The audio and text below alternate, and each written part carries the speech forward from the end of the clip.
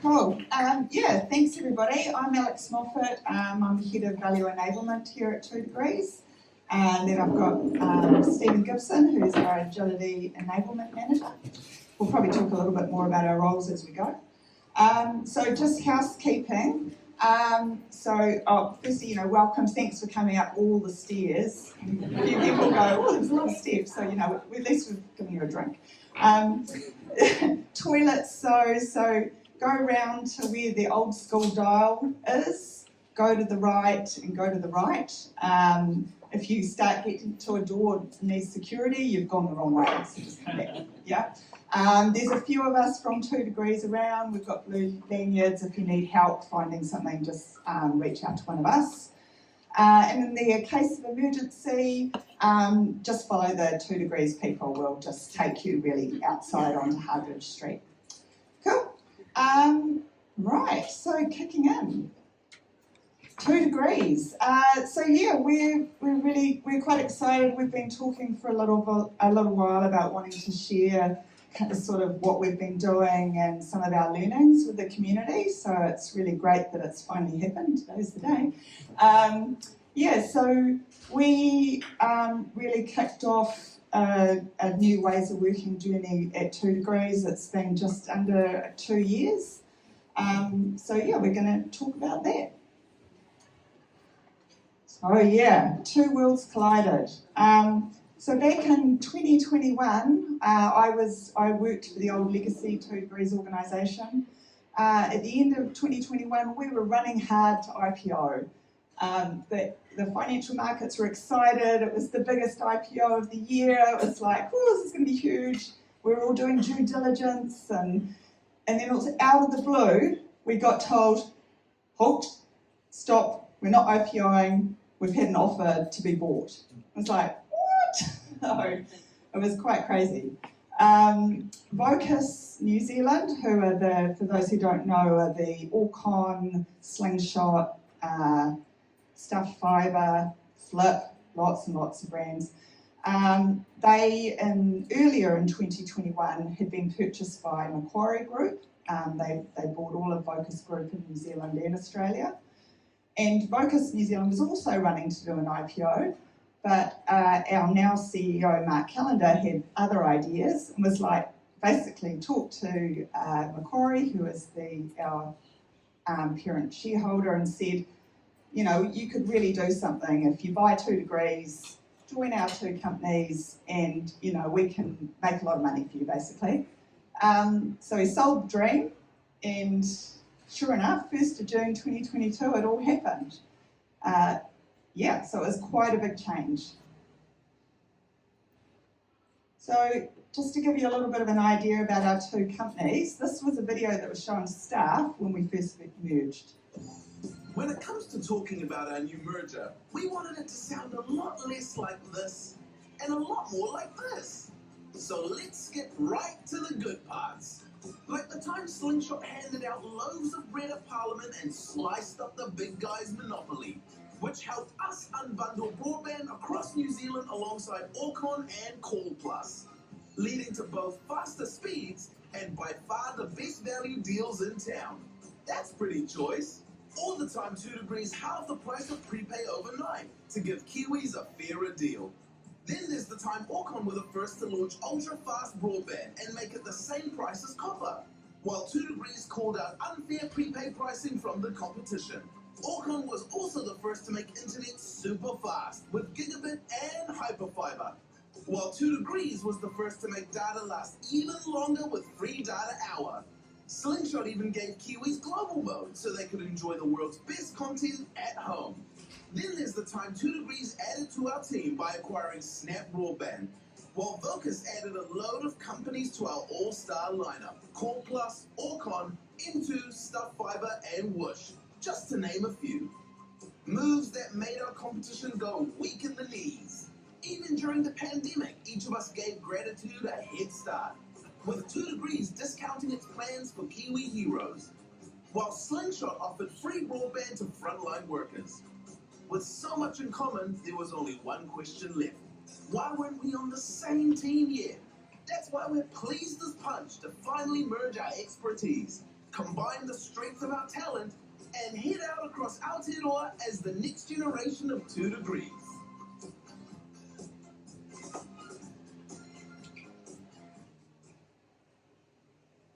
So, as you can see, there was a lot of similarities. We were two really big challenger brands. Our underlying organisational values were incredibly similar. If you looked at the two of them, you would have thought they were the same. And really it was, as two companies, we focused on people and culture, delivering awesome customer service and providing great value to our customers. So we were really, really aligned. And then from really that software delivery perspective, we were really, both teams had a lot of continuous delivery teams running and had been using Agile frameworks for a long time. So we had quite a good understanding of how that all worked. So, we were really just the same. So really, it should be easy, eh? Yeah. To add to that, we had the ticking time bomb of our integration investment case, because our Macquarie, who purchased both of our companies, and they've basically had an investment case they're expecting to deliver on. So there was a lot of pressure to be really quickly providing returns back to Macquarie. Both companies were growth companies, and the expectation was that did not stop whilst we were merging. And there was also a huge pressure to merge as quickly as possible. So it was quite an interesting environment to work in. So yeah, that's what we're going to talk about a little bit for our journey over those 2 years. So as I mentioned, our number one priority was integrating. So the good thing is it's actually been really clear as a business, that's our number one focus, is to integrate and to get those benefits from the merge. So it's been really good to have that kind of North Star. We also really quickly did a full company restructure. So on day one, that 1st of June 2022, only the exec level were identified, and it was a real mix. It was pretty much 50-50 from the two organisations. And then basically we went into restructure change. My level, the senior leadership team, we kind of got our new roles. That was sort of August, September, and then we were restructuring the teams underneath us, which mostly was done sort of by November. But all that, in the meantime, whilst that was all going on, we were still, delivering new products and services and servicing customers, and so teams, all our virtual teams were still having to work in the old structure whilst all this was happening on the side. The other challenge was we were doing this restructure and trying to work out how will our business work, what do you do, and all of a sudden there's half the people you've got no relationship with. So it was really weird to come into the office that you've been working at for a while and know everybody, and all of a sudden there's like, oh, who are all these people? I don't actually know who they are. And then having to have these conversations with, well, I think my team should have these roles in it. And they're like, no, I think my team should have these roles in it. And how will our teams work together? So it was a reasonably stressful as well. And just to add to that, my role was to establish a new delivery model that we would use that would be based on this new structure. So I had to sort of come up and communicate, what's this new model, how will that work? How will that work with the organisation structure? How can we structure it to make it work with the model in a really, really short time period? So it was reasonably challenging. So, we had really our key, and this was quite important to me. My previous role was head of IT, so it wasn't really just focused on agility and delivery, but I had a real passion for that, and I can really see the benefit, and a big part of what my team had been doing and been working on that for a few years. But I really believe in agility. I don't really believe in agile. I'm a little bit like, I don't need an agile framework as such. That's just how I prefer to roll. Fortunately, my boss, who is our CIO, and it's great to have a voice at exec level who is really agility focused as well, and he's really aligned in that thinking, which is why I ended up taking this role, which is really around focusing on our ways of working and delivery at 2 degrees. So how we kind of started as well was really to get that agility mindset out there, was defining some ways of working principles. So this is really our starting point for every piece of work that the team do, and how we engage with people, and just really tying it back to these principles. So so they've been incredibly useful. People understand them, they make sense to them. You can apply them in everyday life as well. So that's been a really useful starting point for us. Once I actually did get a team in November, which was awesome, we got together and set some OKRs. So these were the objective levels. We had KRs behind them. So we were really wanting to get the business working in that OKR cycles as well. So we were trying to lead the way. And then we made a bit of a plan, just so that we could be communicating what we'd be trying to do, what benefits we would be some kind of getting. And then it does give me great joy every time I can move that little where we are in the cycle. So that's been quite a good mechanism as well, just for sharing what we've been trying to achieve through this timeline. So the model itself, so this actually is taken from when I was originally, this is how we can think it can work. So my boss and I really defined this together. And it's really, we're both quite passionate about value and delivering value, and that should be where we focus from. And we're both also quite heavily influenced by things like team topologies and better values, sooner, safer, happier are probably the Bibles. So that's definitely led a lot of the thinking. So where we've started is we have a number of portfolios, delivery portfolios, and these are all they're aligned to our business units. So we have a consumer business, which is a wholesale missing there,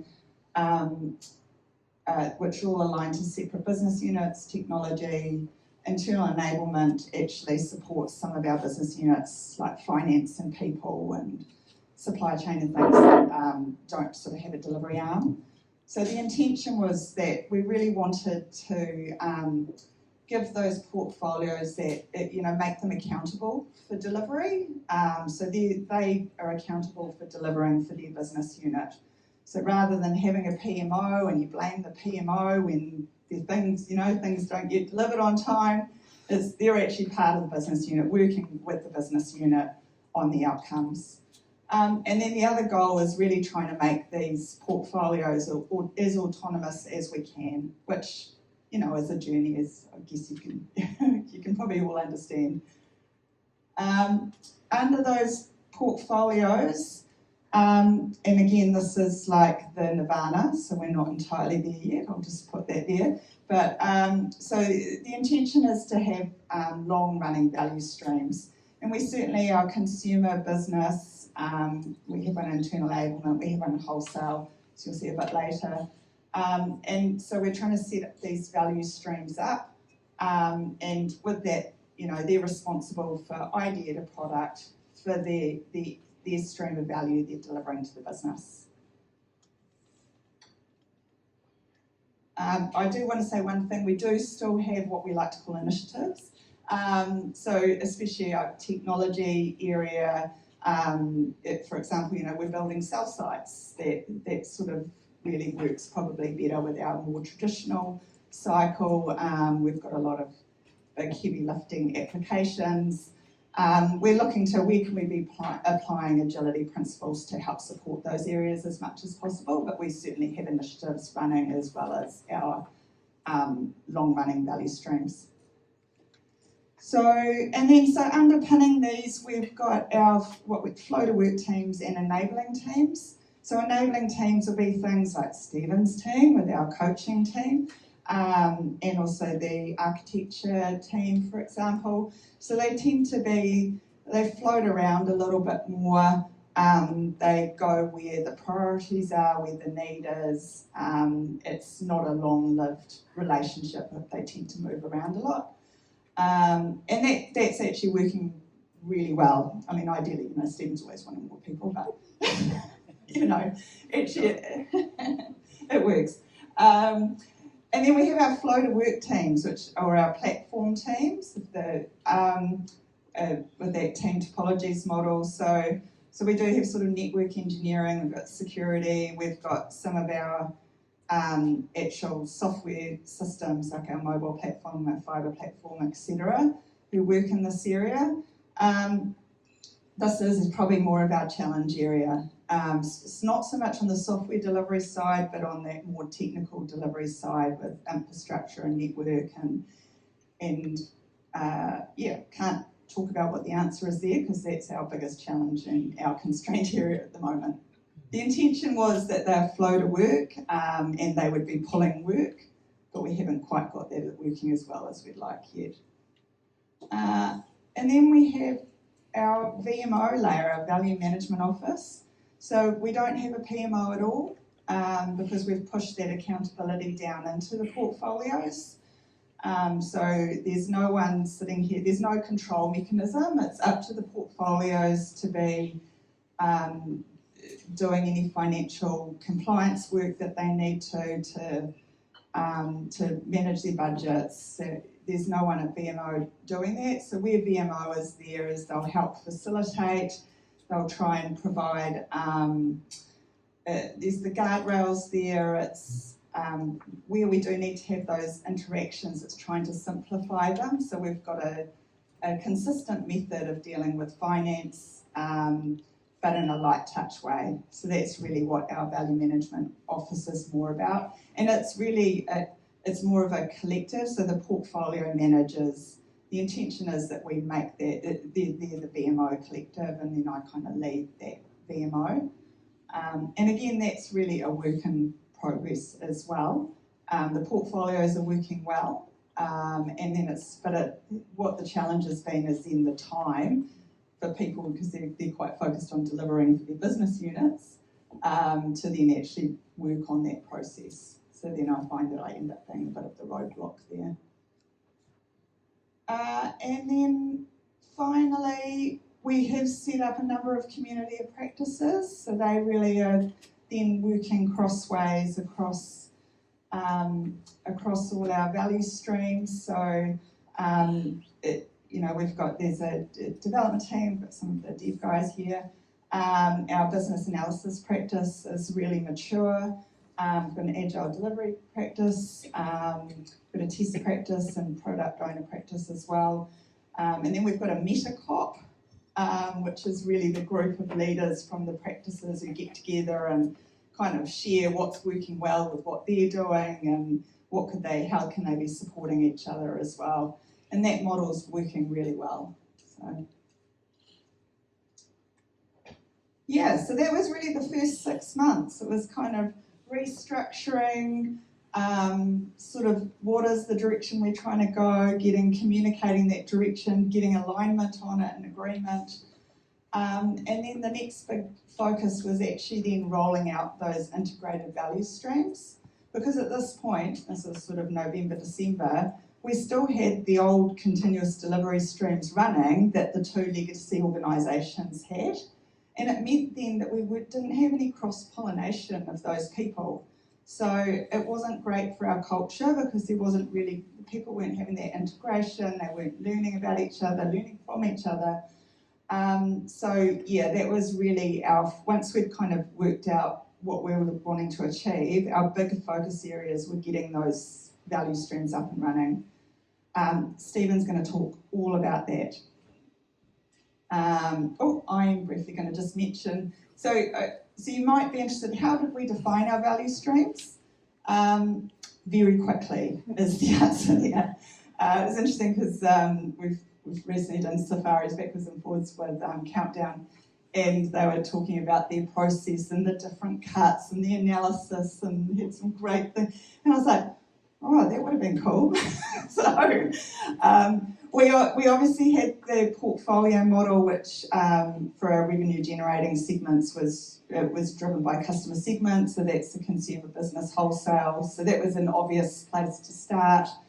And then really within those portfolios, the leaders in that area, we sort of just talked together about what could potentially work and just using their experience. And it was interesting for them because, in fact, both consumer and business, in fact, all three came from the Vocus side of the business, so they had no idea how the 2 degrees worked. So, you know, they were sort of making decisions based on not much. And we had to make the decisions because we were doing the restructure, so we needed to create the roles that would support the value streams. So it was, you know, there was a lot that we had to decide quickly, and it was just, let's just get going. So there's definitely been changes. So for example, I'm showing there business has got 2 value streams. The dream was to have 3 originally. That was the goal. When we actually looked at how many people we've actually got and how viable that was, we actually had to cut back to 1. And then we have got the flex acceleration. We've sort of done a business case, and there's been a lot of work done on the backlog in the last few months, and that team actually kicks off in March. We've been hiring people. So that's exciting. We've got the new one now, so they've got 2 now underway. So before I hand over to Stephen, just one last bit I probably wanted to share about was really the work that we've been doing. Whilst Stephen and team have been doing the work to roll out value streams, and we've been doing some work around that autonomous decision making, because that's really our goal around the portfolio structure. As mentioned, we don't have a PMO, it's the VMO. So I don't sit there going, have you done your business case? Have you had finance check it? You know, that's not my role. That's their role, that it's their responsibility. So we kind of make sure they realise what the process is, and then side with them. We did set up governance forums reasonably quickly. They sort of kicked off that December, that first year. We've got the governance forums again. We've grouped it by portfolios. It's only a monthly governance because again, it's not just an approval mechanism to unlock funding. The intention of governance is much more of at a strategic decision level. If there's organisational impediments, if there's cross-portfolio decision making that needs to be made. So that's more the intention of the governance, and it's a little bit of a high-level steerco of the high priorities for the portfolio, and we're really trying to drive that from again, work in progress from that. Here's the outcomes, this is what we're doing to get to those outcomes, and that's something we've been working with the portfolio managers on. So we've got sort of that decision-making guidelines. So that's really sort of identifying, you know, trying to give people that feel empowered, you can make these decisions. You don't need to wait to governance for them. And then also to support that, as well as we've got a flexible funding model in place, which is actually working really, really well. So our portfolios all have a budget. We did an investment case at the start of our financial year, with July through to June. So each of the portfolios had an investment case. They sort of outlined the steady state people who are is a steady state cost, any regular ongoing vendors that was sort of included, and it meant then the portfolio managers had a little bit of sway on what they could be doing under that investment. Things like even in our digital department, there's things like security enhancements. We've done a bit of a case for that, and then they just draw down on that as they need to, because it's small, not material changes that we don't need to go through a lot of process. So that's been working really well. And then something that was really, really well received is we've removed timesheets from individuals. So we only timesheet at that sort of long-lived value stream team, platform team level.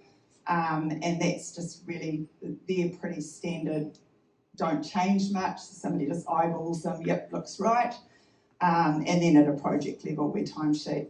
And that's just then tied back to that investment case. So it's taken a lot of that financial admin away from people, not entirely from some of the initiative managers, but yeah, we've sort of the day-to-day, our developers, testers, BAs, they don't have to think about timesheeting, which is amazing.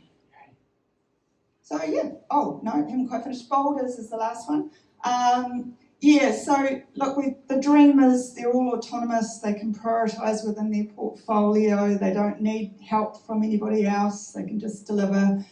Yeah, it doesn't entirely work by that, especially those flow to work teams that I was talking about, which is our biggest constraint. So I did put in a bolder prioritisation process, which I do quarterly with our exec. And that's really our really big strategic initiatives. They do tend to cross over a number of areas of the business. And it's really just so it makes it clear to people, actually, these ones do need to happen. So, and again, it's to try and empower teams to be able to make their own decisions if they're capacity constrained. It's not a perfect process, but it's a sort of a step whilst we're trying to break down those dependencies. Right, so I'm going to hand over to Stephen, who's going to talk about sort of our learnings of creating the value streams and how they're all going.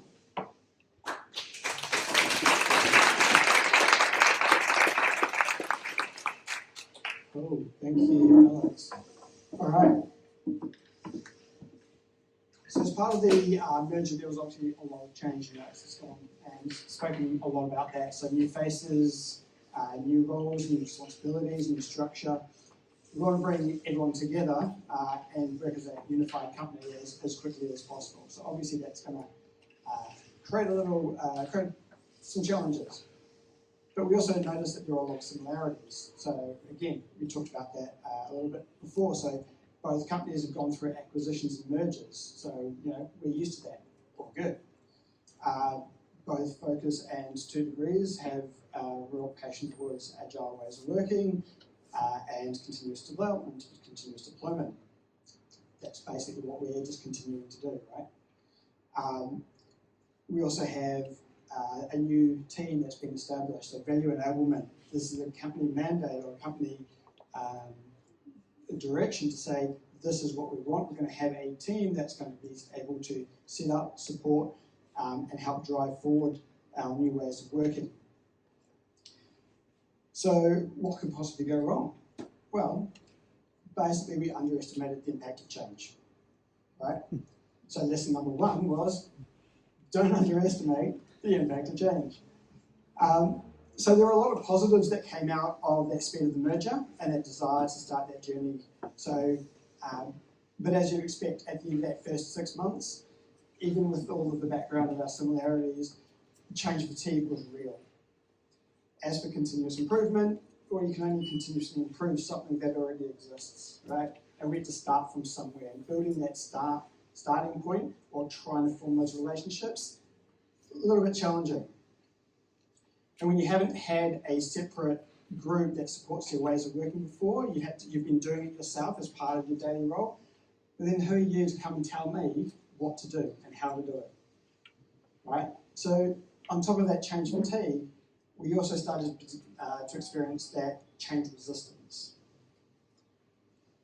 Now, our objective is obviously to try and minimize that change disruption, and we do that by trying to reduce the curve in which we dip into and reduce the time that we spend in there. So as an organisation, as Alex mentioned, we had some key integration and growth achievements and some complications that we had to meet. We needed to find ways to overcome those challenges and move forward at pace. So let's start with some value streams. Alex likes to progress and tick these off, so here we go. We're ticking one off, we're about to tick one off. Now the first challenge is to start. The value streams were identified, yeah. and there was a lot of discussion that was had to formulate them. Alex sort of touched on that. Now it was time to execute on that plan.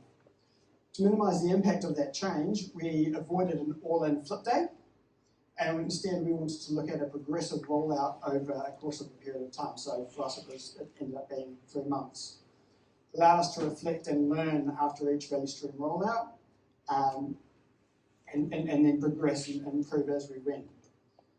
Now we started off by identifying the groups that were ready and eager to go. So let's start on that positive note, right? Don't try and bring somebody in that's dragging their heels. But when something did come up that disrupted that plan, so maybe the initial roadmap or the vision of that value stream wasn't quite well defined enough to be able to communicate out, or maybe as I talked about, the capacity or the capability isn't quite there to form the 3 value streams. So we can actually see that up top. Our initial plan was to have 3 business teams. If we look at our rollout plan, our business is one of the last teams to have been rolled out as we went through those discussions and realised and established that we're going for that one stream going forward. So we wanted to follow a plan, but we didn't want to disrupt the momentum and keep that enthusiasm going. So we can keep that momentum going.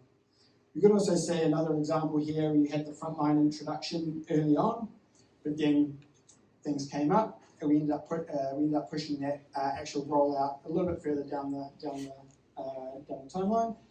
And we brought Wholesale, who was really keen and getting started. We brought them forward, and they were up and away real quick.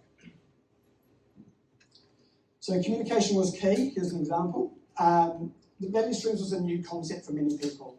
What they are, how they work, and also specifically for what we've got at 2 degrees, what is the scope and the purpose of each value stream that we're setting up? And importantly, how does that impact me? So we had to make sure that we were doing some regular updates and across multiple channels, like Pokemon, you've got to catch them all.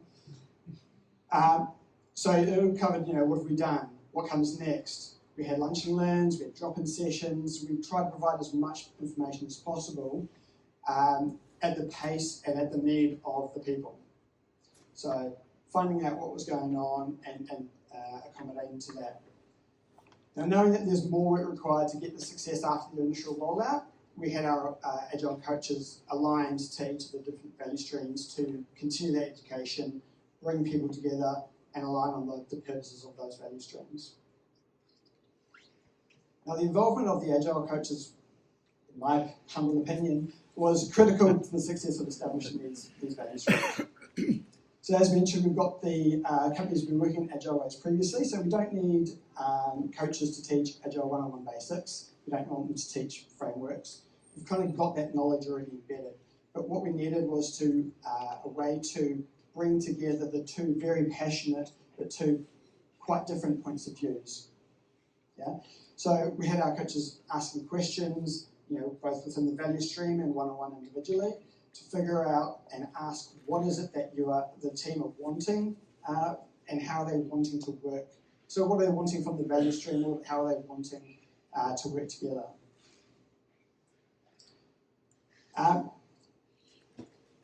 We had to understand what our new roles and responsibilities were. So again, there's new language, new terms that people weren't familiar with, or some new roles that people hadn't worked, some relatively established roles that people hadn't worked with or interacted with before.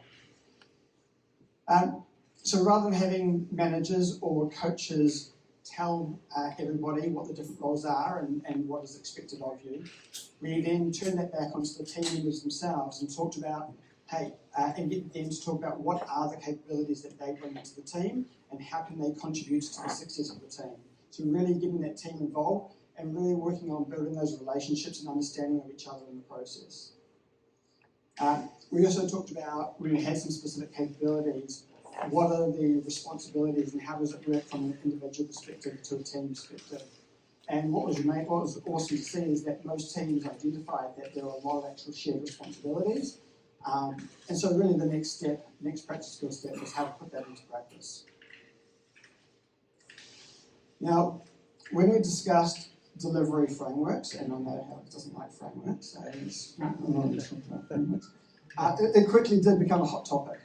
So old 2 degrees had successfully evolved into a more Scrum framework, which is important because they had to manage a lot of different dependencies against a legacy architecture.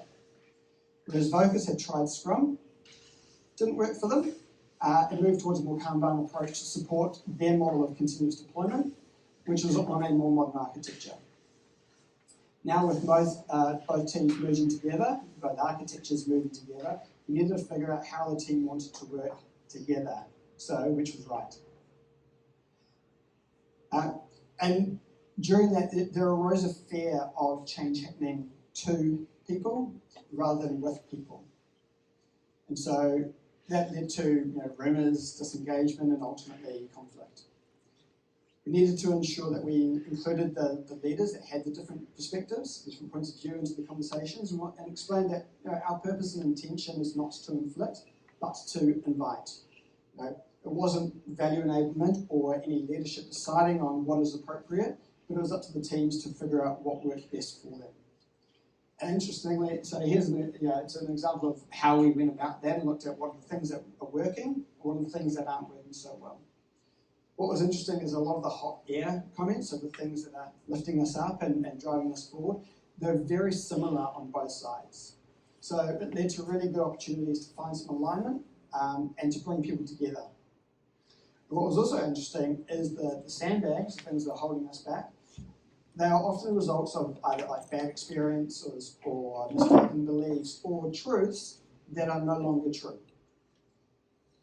So over the successive rollouts, we learned that rather than resolving these sandbags straight away, so our first couple of instances of our value streams, we're like, okay, cool, we've got sandbags, let's solve them all now and then we're going to move forward hand in hand, singing and dancing.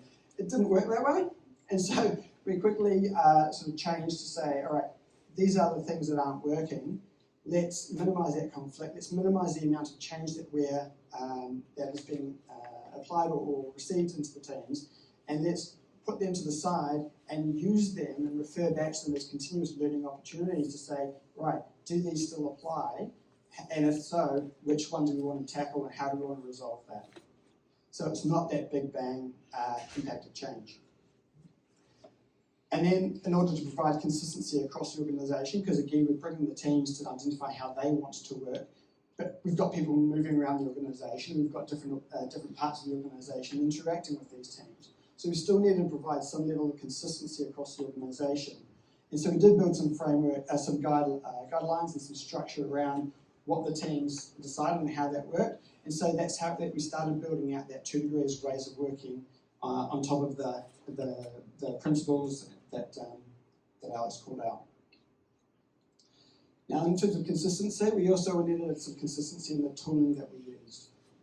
So we had 2 different companies using different tools for work management, communication, Slack and Teams that we had for general communication, and then Jira and ADO for workflow management. So in parallel with rolling out the value streams, because let's not do things by halves, we needed to have a unified tooling set. And so we settled on Teams and ADO. Now, amazingly, and with we had a lot of constant engagement with the people that were using Jira or using Slack, and I have to say that like the migration of that data and that transition to our single tool set was actually pretty smooth. And I think I can say that, unfortunately for you guys, we don't have a lot of learning opportunities that I can give you from that. Sorry. But there are some learning opportunities later on as we come to looking at how we use those tools.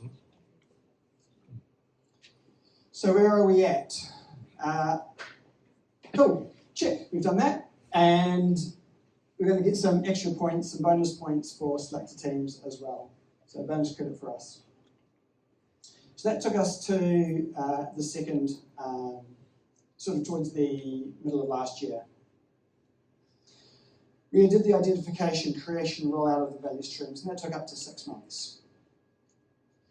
That includes the discussion of the formation of what other streams that we want, as well as the rollout. So once that was completed, the focus was then on the stabilisation, the maturing, and the continuous improvement. It was time to take stock of where we're at. So for the delivery teams, we started establishing a dashboard of flow metrics in order to ask questions and have conversations about how we're going. Now, I'm not going to go into detail about any of these charts. Hopefully they kind of look pretty familiar.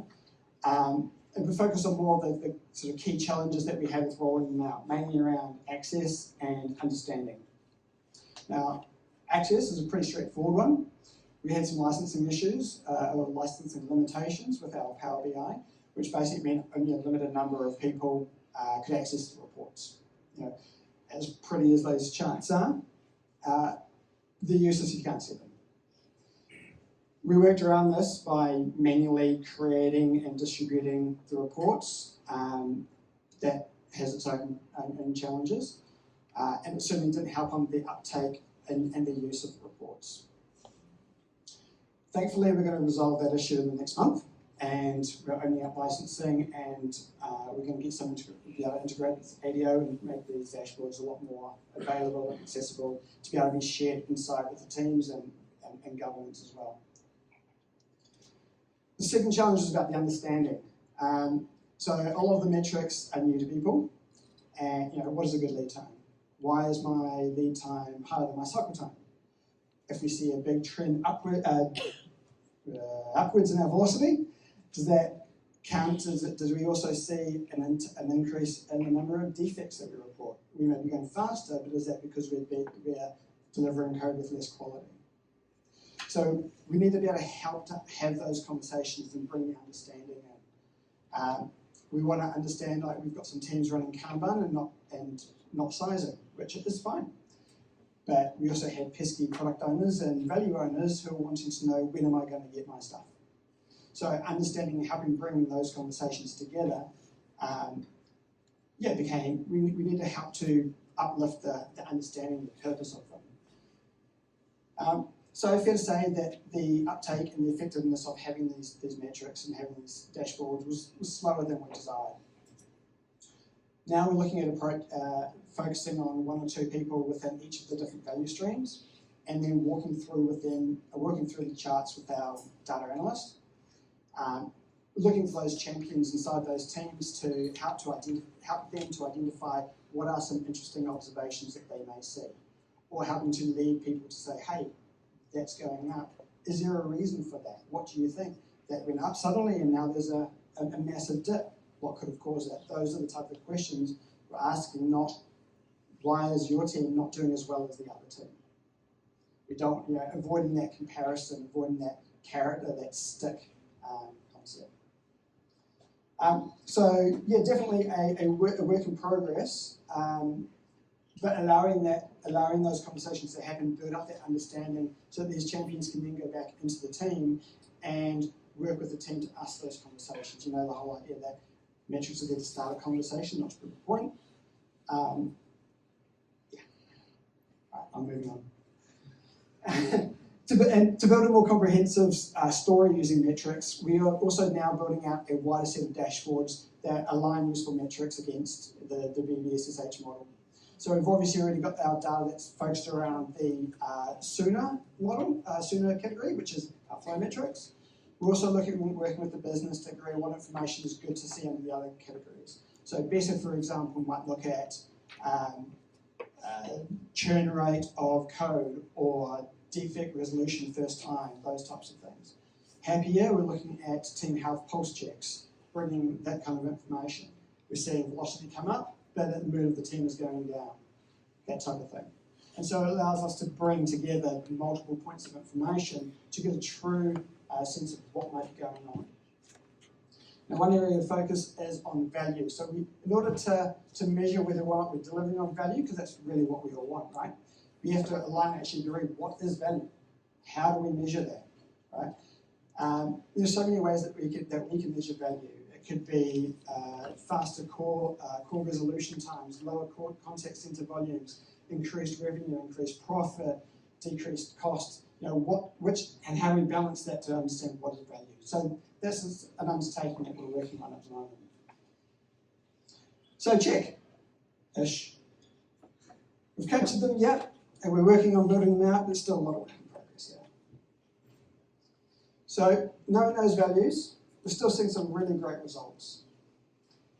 We've got the consumer portfolio here as an example. Now we had some OKRs set in July at the beginning of the financial year. Alex touched on that earlier. The measures on screen here, the blue measures on screen, are showing the impact that the initiatives of value that have been delivered, so against those portfolio objectives. So we're actually going to see what we're doing and how it's turning the dial. It's giving everyone that clear sense of that vision and purpose for each of the different value streams. And this information gets shared at the governance levels and within the delivery team. So we're all on the same page, we're all aligned in what the current and future focus looks like and the value that a team member is able to contribute towards their value stream. Now together, really exciting, the consumer portfolio teams, for example, have delivered over 30 really quite significant initiatives over the past 6 months. And they're returning a value of 7 times the cost of the team. And that doesn't include the rocks and the pebbles of VAU and other small things. So what we're seeing is that the teams are humming, and that's in light of the challenges around the integration pieces, the achievement, the merger, the ramping and the rollout. So it's pretty cool. It doesn't mean that everything's perfect though. About 6 months after the first value stream was established, we started sending out surveys to figure out how things were going, including people from different parts of the organisation. We then followed up with the retrospective, including a whole lot of business leaders, to get some more detailed and specific information to elaborate on what we're sending out of the survey. The key themes that came out were that we needed better organisational alignment of goals and our priorities. We needed to reduce our dependencies and build autonomy. We'd like to align our tooling and processes. I want to upskill the organisation on Agile delivery. And in true practice what you preach, double standards. We have initiatives underway to tackle all of these challenges at the same time. Who needs a whip limit? So, organisational alignment, check.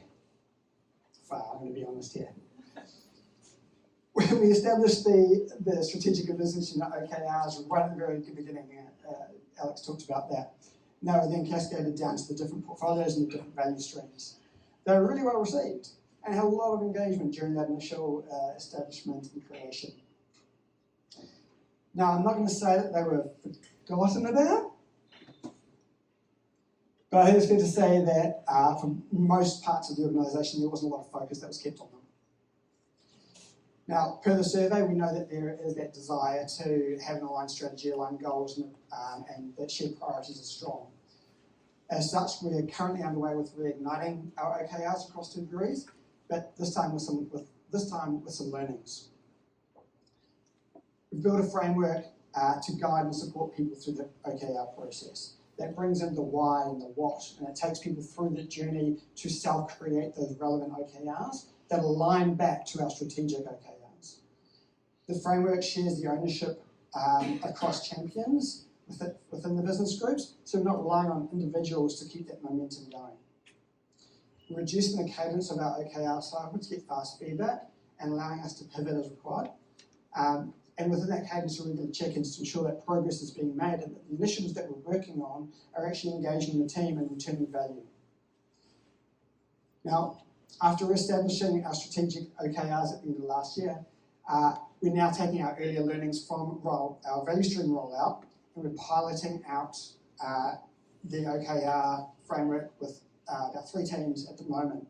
We've actually kicked off that pilot I think last week before. And look, I've already probably have an hour's worth of learnings that we've discovered and it's an opportunity for another talk, but another day. I've got like 0 minutes. And so as called out in the feedback, okay, so we wanted some consistency in our tooling now. We can have the same tool used many different ways. And the way that you use it, because we're just doing it so many different ways, you're not going to get the same outcome, or you're not going to have reports that tell the same story. And so getting that understanding across the organisation is pretty challenging. So still very much a work in progress. We're starting to bring some commonality to the language that we're using and the understanding of terms, like what is an initiative? What is an epic? How long does one of these typically take? We give some idea of what it actually looks like in the context of having a conversation with someone? How is work broken down or connected to bring those dependencies or highlight those dependencies that we have with teams? So we're finding that particular thing is less of an issue with our value streams, but our flow to work teams and our initiative delivery that Alex called out was one of our big challenges. We're finding that specifically with them. We've also got the challenge of teams that don't use ADO or don't, and so telling a complete story when you've got half the information is a challenge. But we're not inflicting a tool on people. We want to grow the use and the consistency in the language and promote how the benefit of using that, so we can drive, so people are opting in, they're asking, how do I get involved with this? How do I do that? And so we're building that and supporting that capability and bringing people on board. And we're getting confidence, many demands for that. Now the last focus, the last call out was that desire to upskill and support the wider organisation on their ways of working. So our focus for the last 6 months was to establish and set up these value streams and get them rolled out. We now have our value streams at different levels of maturity. And so we want to continue supporting those streams. There's also that increasing demand to support the wider parts of the business. So we just talked about those flow to work teams and the challenges there. We want to jump in there and support them. So we don't have the capacity, we need to scale. We did that through identifying and developing our internal capability. And so within each of our delivery teams, within our value streams, we had hands put up to say, okay, let's identify somebody who identified as a value stream lead, similar to a dual role scrum master or a team facilitator, something along those lines, but also taking on that technical lead capability as well. So that real dual role, that flow, that ways of working optimization.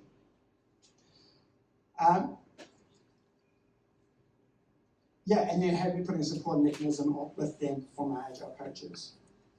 We also are in the middle of rolling out a Ways of Working Academy, and that is advertised across the entire organisation, where people can opt in and go through a 3-month immersion which upskills their ways of working capability.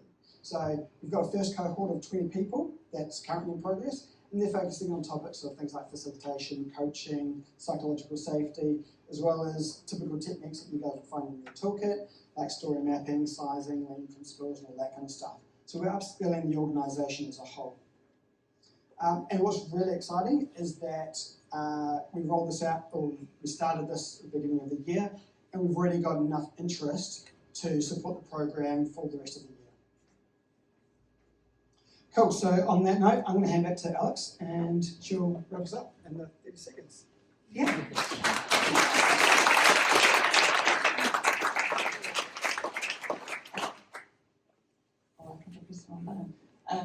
Well done, Stephen, because this is his first talk to an external audience and he was quite nervous, so well done.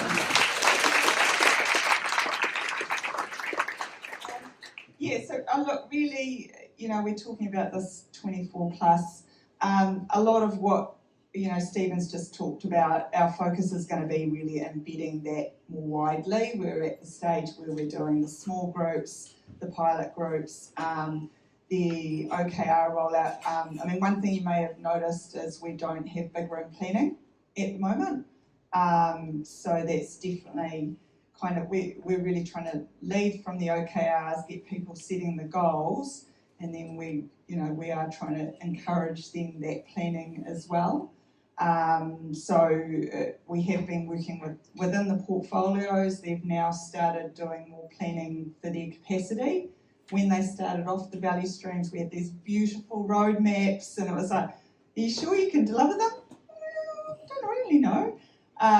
So that has been a change within value streams. They're now really trying to work a little bit more at what's our capacity, but it's when our poor old flow to work teams who are working with lots and lots of value streams and initiatives and things as well, they're just getting hammered, and we don't have that at the moment, that sort of big room planning, cross-functional happening. So that's definitely sort of our goal, is in trying to drive that from that OKR, having the set, what are the outcomes, let's do the planning from that so we can prioritise from that. So that's definitely a bit of the dream over the next year. And that will hopefully really help with that big constraint in those areas that we're having to deal with all the time. Yeah, so maybe in a year we'll have fixed that. 18, yeah. Cool. But yeah, that's us. So thank you very much for listening. It's been great to share, and yeah, if you've got any questions, sing out.